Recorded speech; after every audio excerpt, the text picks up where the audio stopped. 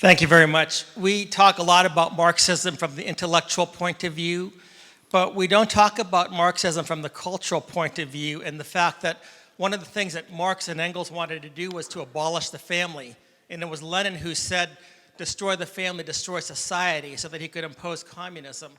Do you talk at all about the issue of family structure? Because family structure to me is so crucial.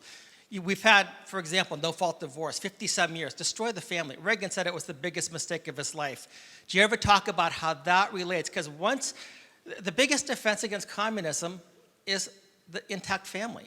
Sure. Do you ever talk about that? And again, I mentioned Erwin Lutzer. You know, there are two books that I tend to recommend, and one of them is Erwin Lutzer's book, We Will Not Be Silent. He's got a whole chapter on the destruction of the nuclear family. Because if the family is strong, Michael Novak said, then the republic thrives.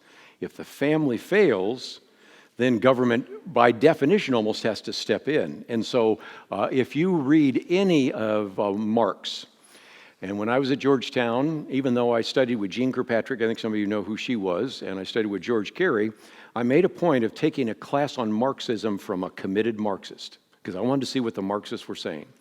And it was striking to me to see that from one Marxist to another, and there are different strains of Marxism. Matter of fact, at Georgetown, you had people that were from Asia and Africa and South America, and so liberation theology looks very different than Marxism from England or from Europe. Nevertheless, they all wanted to eliminate the family. They wanted to redefine the family, because the family and God, a belief in God, and religion are the two barriers to communism. And so that's why you saw that Marx and Engels wanted to destroy the family. And of course, Marx said that religion is the opiate of the people. And as a result, you can see that the destruction of the nuclear family is intended, because ultimately, if you want everybody to obey the state, they can't have an allegiance to God, and they can't have an allegiance to their family.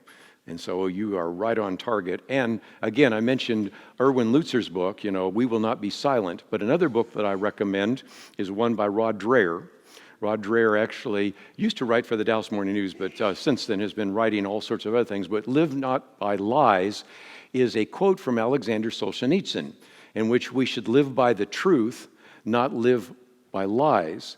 And what he has done is said, we are seeing more and more people that have come over here from Poland and Czechoslovakia and many of the Soviet-dominated countries, and they're saying, America looks like the country I just left. And what Rod Dreher says is, I think we're going to be facing more and more of this totalitarianism, but it's different. The totalitarianism that we had in the government was a hard totalitarianism, where the government was persecuting Christians. He says what we have today is what he calls a soft totalitarianism. Wouldn't call it that soft, but it's not so much coming from the government. Some of it is coming from this administration. Most of it's coming from Silicon Valley, and it's coming from the cancel culture.